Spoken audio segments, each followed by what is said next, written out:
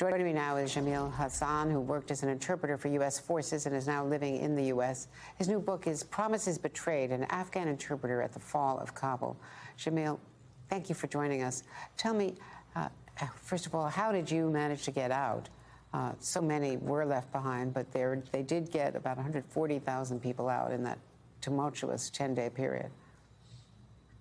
Thanks for having me on the show. First of all, as you said, since today marks the 1 year of the withdrawal of the last American soldier from Afghanistan, I would like to, regardless of all the political decisions that have been made about Afghanistan over the past 20 years, on behalf of my people and my country, I would like to thank all American men and women in uniform and otherwise who served in my country to uphold democracy and freedom. And I'm grateful, and my people are grateful for those who were there last August to evacuate America's Afghan allies and made sacrifices. And I guarantee you that the sacrifices of all American men and women in uniform and otherwise will never be forgotten by Afghans. The risk for me was very high last August. I stayed hidden in my home for 3 days. Later, I got a text for an evacuation, and as I got to the airport, they said that the plan has been canceled and you have to go back.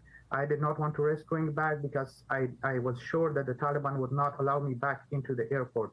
So I waited for 24 hours behind the airport, and I was barely beaten by the Taliban. I was under the Taliban firing into the air every 1 minute, just emptying one magazine into the air to disperse the people. And it was a scene like the Judgment Day, some people say. And I will not forget that. It was, I served for 8 years with the coalition forces in Afghanistan. I was on the missions, on the battlefield.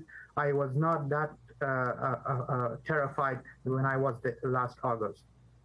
I know you met General Petraeus, who speaks well of you, and other General Nicholson. But in terms of what you've received for your work, do you think that there should be benefits for people like you who did manage to get to the U.S. and some people are really having a really hard time surviving, struggling economically? Though all those who serve with coalition forces and foreign organizations in Afghanistan were promised safe evacuation whenever it was needed to other countries around the world.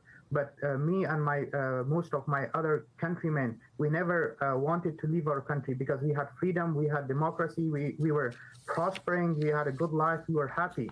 But all of a sudden, things changed just because of a political decision to withdraw all American forces from Afghanistan, followed by the NATO forces.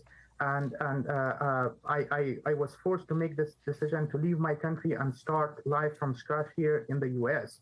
And the decision has also been hard for my other countrymen and my people. But I'm very much concerned for those left behind, not only in Afghanistan, in Pakistan, in UAE, and even in Ukraine, and other countries around the world. The U.S. government and other countries, Canada, the European countries, and UK, they need to ease their immigration policies so they can make it easier for Afghans to come to safety. And I think we need a plan like the one that was put in place for the Ukrainians, United for Ukraine. So we need something like that, United for Afghans.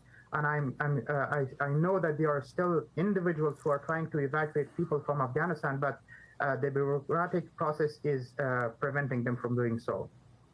Jamil Hassan, his new book is Promises Betrayed, an Afghan Interpreter at the Fall of Kabul. Thank you so much for being with us today.